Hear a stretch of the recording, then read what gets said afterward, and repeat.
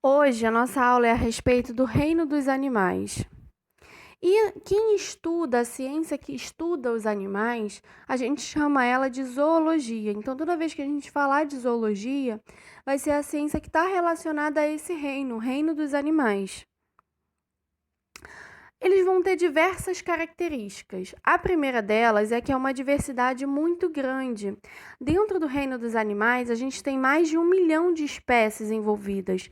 Então, essa diversidade, ela se relaciona com o número de espécies. A gente tem muitas espécies dentro do reino dos animais. Tem diversos animais, né? Diversas espécies de animais. Todos os animais, eles vão ser pluricelulares. O que seria ser um ser pluricelular? O seu corpo é constituído por diversas células, então ele é chamado de pluricelular. Essas células vão ser células eucariontes, que são células que vão ter núcleo. Além disso, os animais, eles são heterótrofos. O que é ser um ser heterótrofo? Ele não consegue produzir o seu próprio alimento. Ele vai precisar se alimentar de um outro ser vivo. Ele pode ser herbívoro, se alimentar de planta, né?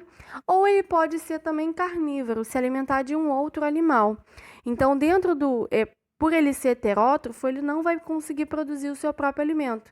Ele vai precisar necessariamente se alimentar de um outro ser vivo. Eles vão viver em vários ambientes. Então, a gente vai ter um ambiente marinho, né? No mar, a gente vai ter animais vivendo ali, peixes, esponjas do mar, diversos animais. Tem também no ar, a gente tem as aves, né? Que representam muito bem. E nós temos o ambiente terrestre, que a gente mais conhece, né? Que são diversos animais que estão habitando o ambiente terrestre. E a maioria vai se locomover. Dentro do reino dos animais, a gente tem algumas espécies que a gente chama de sésseis, que são animais que não se locomovem, que ficam parados, mas a maioria vai se locomover, tá? E eles geralmente se reproduzem de maneira sexuada. O que é se reproduzir de maneira sexuada? Para que ocorra, né, a fecundação, é necessário que exista o macho e a fêmea. Então, dentro do reino dos animais, a maioria das vezes vai acontecer isso. Vai ter um macho, uma fêmea e eles vão copular. Tá? Isso é se reproduzir de maneira sexuada, onde precisa necessariamente de um parceiro. Tá? Seguindo aqui, dentro do reino dos animais, eles vão ser divididos em dois grandes grupos. A gente vai ter os que são chamados de vertebrados e os que são chamados de invertebrados. E o que diferencia um grupo do outro? A coluna vertebral. E é fácil da gente lembrar, porque o nome ele é muito parecido. Então, quando a gente fala dos animais vertebrados, são aqueles animais que possuem a coluna vertebral. Pensou em animal vertebrado, ele tem a coluna vertebral. E ao contrário disso, são os animais invertebrados. Qual é a característica dele principal? Eles têm a ausência da coluna vertebral, eles não vão ter a coluna vertebral, tá? E eu coloquei aqui para vocês uma imagem para a gente saber mais ou menos quais são esses animais, quem são os vertebrados, quem são os vertebrados.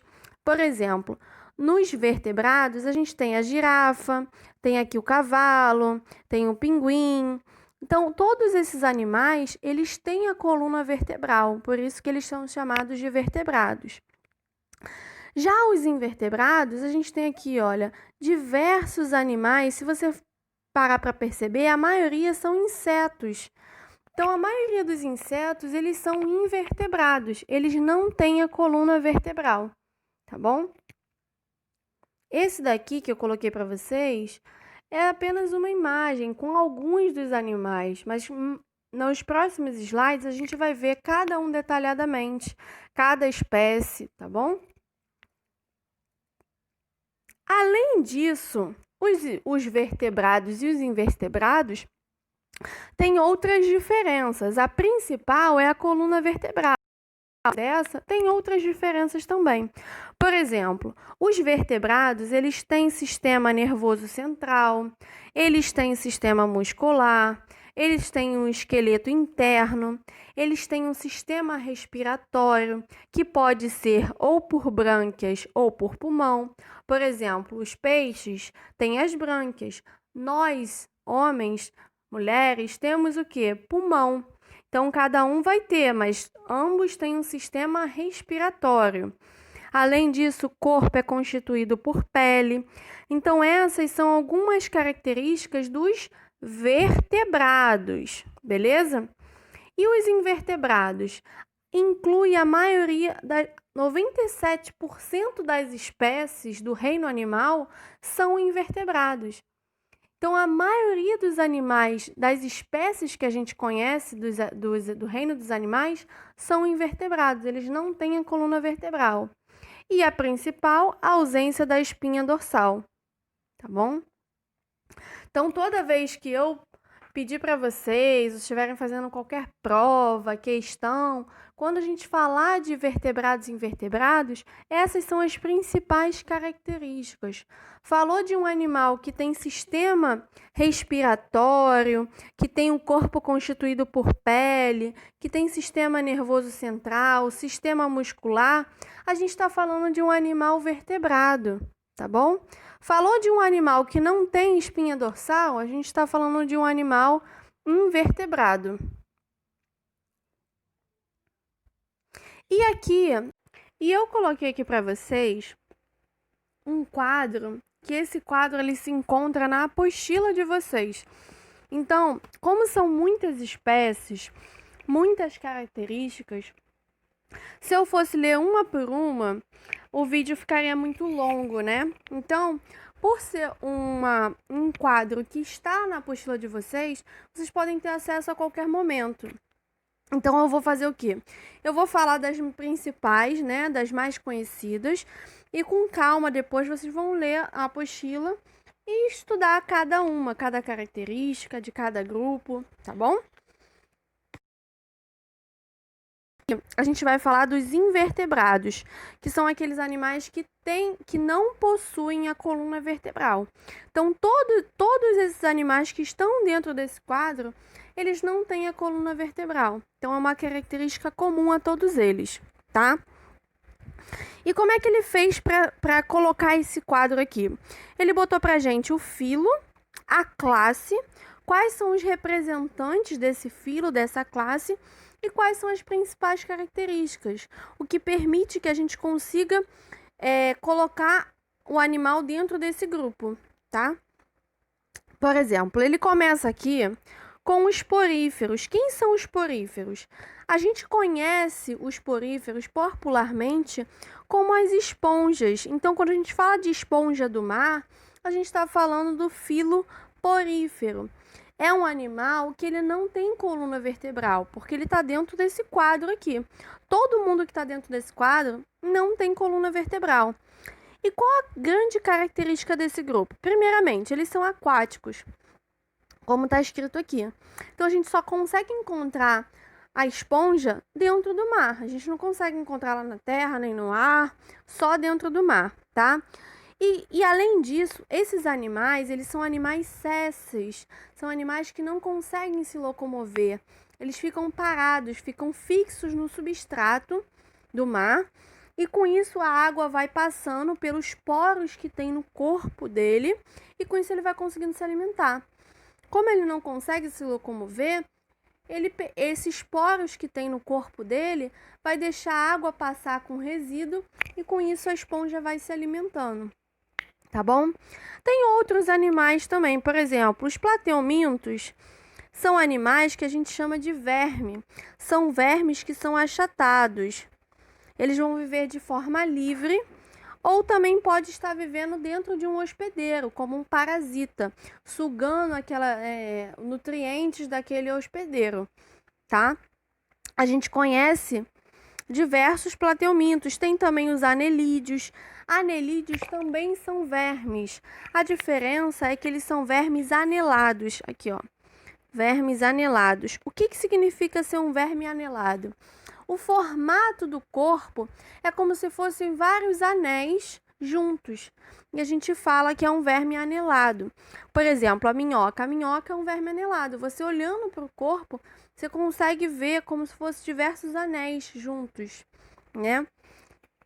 Dentro do grupo dos artrópodes, a gente tem várias classes. Olha, todos esses daqui são artrópodes, insetos, crustáceos.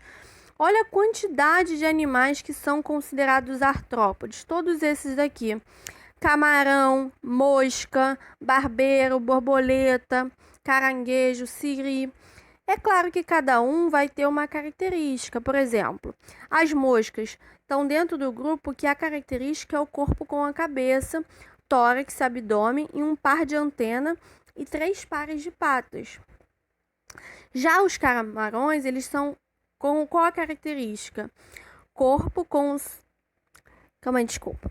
Cefalotórax e abdômen, 2 pares de antenas e vários pares de patas. A maioria é marinho. Então, toda vez que você quiser buscar um animal, você vai pegar essa tabela aqui e você vai ver dado qual é o filo dele, qual é a classe, qual é a característica dele. Vão ter questões que vão te falar a característica, por exemplo, verme anelado, e vai pedir para você falar qual é a classe dele, ou qual é o filo, entendeu? Ou ele pode te falar, eu quero um anelídeo, qual é a característica dele? Aí você vai citar, que é um verme de corpo anelado, tá bom? Então, todos esses animais aqui, desse grupo que a gente acabou de ver, todos esses animais que estão dentro desse grupo são invertebrados, não tem coluna vertebral. Olha a quantidade de espécies que a gente tem dentro desse grupo. E por isso que eu falei no slide anterior, que 97% das espécies são invertebrados. A gente tem a maioria das espécies aqui. Isso vai ficar melhor, olha. Aqui, olha o grupo dos vertebrados. Como é pequenininho o grupo dos vertebrados. Eu só tenho, 1, 2, 3, 4, 5, 6. Eu só tenho 6 classes. Agora, se você for voltar aqui o slide, olha o grupo dos invertebrados, quantas classes que eu tenho. Diversas classes. Então, o grupo dos invertebrados é muito maior do que o dos vertebrados, tá bom? Mas agora vamos falar um pouquinho do grupo dos vertebrados. Quem que faz parte desse grupo? A gente tem peixes cartilaginosos, então tubarão, cação, raia, quimera, todos eles são peixes cartilaginosos. A gente tem os peixes ósseos, cavalo marinho, dourado, cavalinha, todos eles são peixes ósseos. A gente tem os anfíbios, que seria sapo, rã, perereca.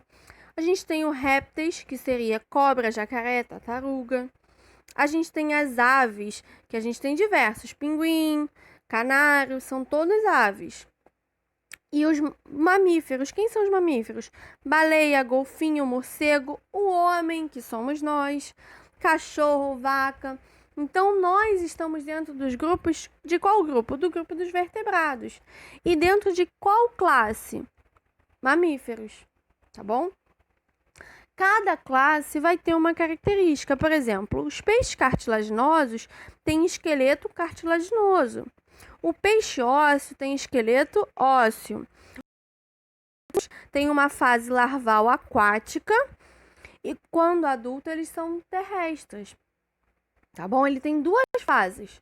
Uma de larva. Então, quando o sapo ele é fecundado, ele vive no mar, ele é uma larva.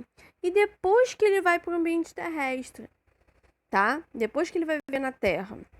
Os répteis, qual a característica dele? Vai andar rastejando, vai ter escama, vai já ser um ser adaptado ao meio terrestre. A gente tem as aves.